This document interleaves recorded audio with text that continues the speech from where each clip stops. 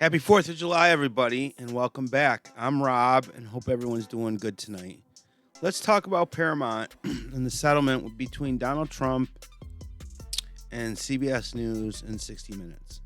So, there's really no reason to get into the details, but over the next few days, you're going to hear everybody talking about bribery and,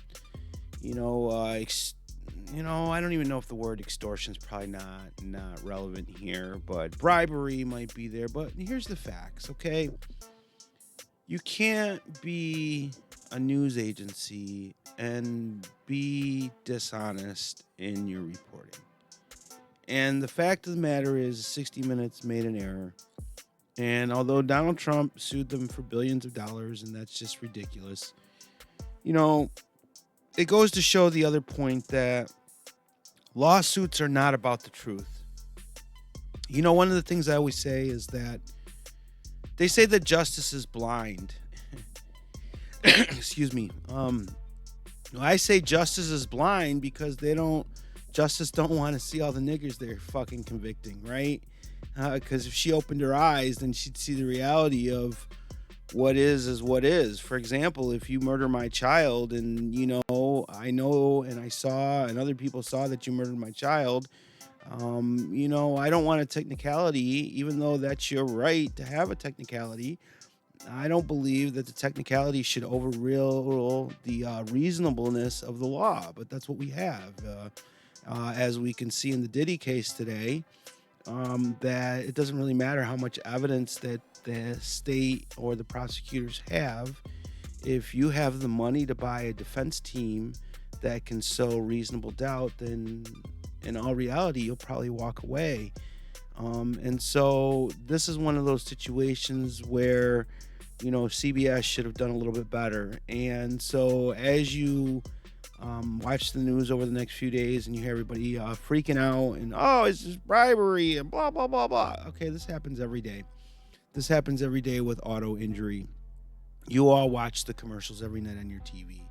We're going to get the most money for your auto injury. If you got a headache, it's going to give you $1 million and all of that crap, yada, yada, yada. But the reality is that, again, CBS made a mistake. And it's my understanding they were trying to settle before, but, they just didn't want everybody inside their organization to flip out. And as you're going to see over the next few days, everybody in their organization is going to flip out. But what everybody in the organization needs to understand is that if you're going to go after a political figure, if you're going to go after anybody, come on, listen, if you're going to go after anybody, it shouldn't be conjecture. It shouldn't be, hypothesis. It shouldn't be speculation. It should be facts. And if you don't have facts, you shouldn't be reporting crap about anybody, and you shouldn't be making anybody look bad, whether you don't like them, whether you like them, whether they're your best friend, whether you're your enemy. It doesn't matter.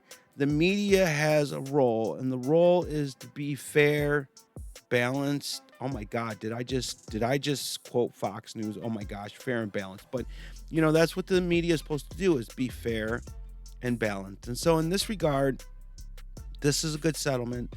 And although I don't want to be giving Trump any more money, because he doesn't need any more of our money, you cannot be dishonest and you cannot malign people in the media, and you can't be deceptive. And if you're going to do those things, then you should be prepared to pay out millions of dollars for the harm that you've caused that person's reputation. Again, in Trump's position, I don't really know what more harm you've caused or how that, equates to another $16 million.